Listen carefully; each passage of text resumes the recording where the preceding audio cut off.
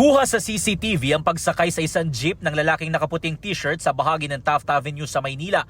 Pagdating sa bahagi ng Loton, bumaba ang lalaki.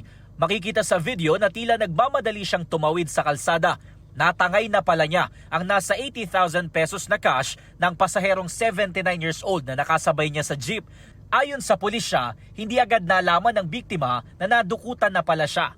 Nalaman lang ng ating suspect, nasalisihan siya, nalaman niya, dito naman sa may Carriedo, nung pababa na sila. So at immediately yung ating mga kapulisan ay nag-proceed sa area of incident at nag-conduct ng backtracking.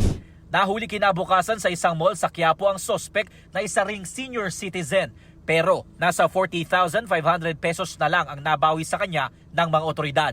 Na-recover din sa kanyang isang medyas na nagsilbi raw wallet ng biktima at isang balisong.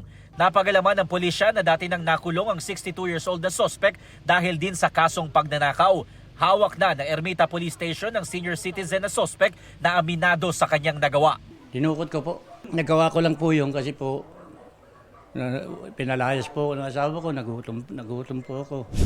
Ayon sa kanya, 70,000 pesos at hindi 80,000 pesos ang perang nakuha niya.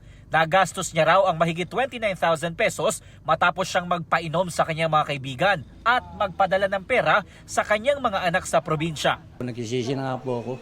Na-inquest na ang sospek at sinampahan ng kasong theft at concealing of deadly weapon. Ito ang unang balita. Jomer Apresto para sa GMA Integrated News.